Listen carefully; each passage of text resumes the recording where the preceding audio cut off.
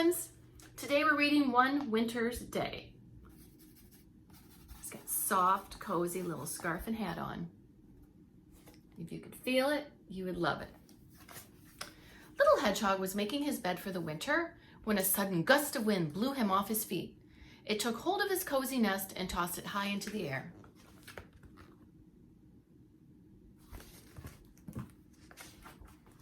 Little Hedgehog trembled as the wind whistled around him, and he wondered what to do. He caught hold of his scarf, hat, and mittens before they blew away, and tried to find shelter under the tree roots.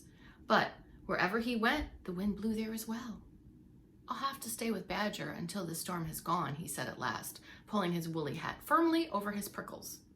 Then he snuggled into his cozy scarf, put on his mittens. With a deep breath, he set off. So there he is, cold, trying to be warm under the tree roots. And now he's setting off to see Badger. The wind was even stronger in the meadow. Leaves swirled here and there, and snowflakes filled the air.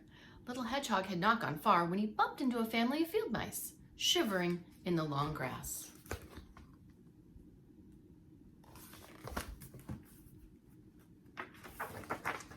"I've never known such a storm," squeaked Mother Mouse. "The wind has blown our nest far away, and my poor babies are so cold."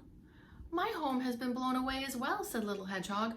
"I'm on my way to stay with Badger, but I have just the thing to warm you up."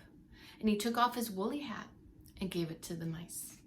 "Oh, lovely, lovely," they squeaked, snuggling down out of the wind. "Oh, thank you, Little Hedgehog." So here he's talking to the cold mice, and there he shared his hat.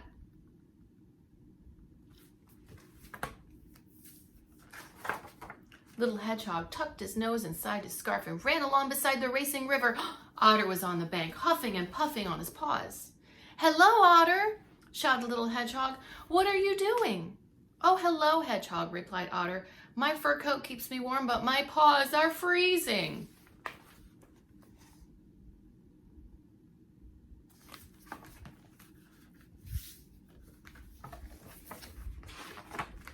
"Here, have these," said Little Hedgehog. What do you think Little Hedgehog gave Otter? If his paws were cold, what do you think he gave him? Correct. The mittens. They should do the trick. "Thank you, Little Hedgehog," said Otter. "These are great, but should you be at home in this cold weather?" "I have no home anymore," Little Hedgehog replied sadly. "The wind has blown it away." And running on, he cried, "I'm going to stay with Badger."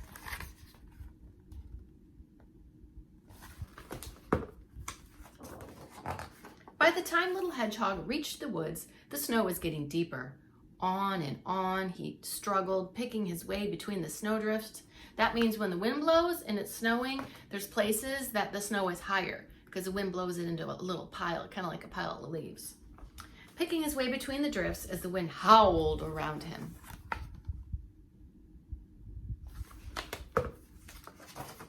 A mother deer and her fawn were sheltering in the bushes. "Oh, Little Hedgehog, why are you not in your nest in this awful storm?" she asked.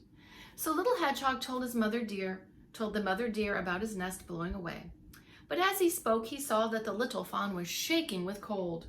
"Here, take this," he said, giving the fawn what was left. He had his hat and his mittens, and what was left?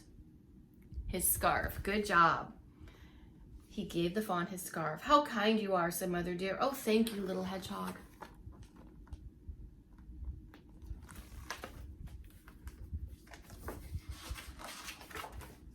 Little Hedgehog pattered on faster and faster, but just as he finally saw Badger's house at the bottom of the hill, he skidded. He slipped on an icy path. "Help!" he cried as he went bumping and bouncing through the snow.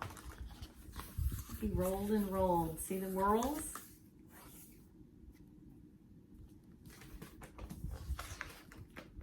Badger was making tea when he heard a big thud outside. "Whatever was that?" he cried, dropping his toast.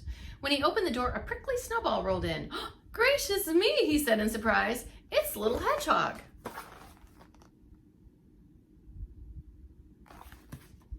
Badger carried Little Hedgehog to an armchair by the fire and gave him a cup of tea. Little Hedgehog told Badger about his journey through the storm, and then, cozy and warm, he fell fast asleep.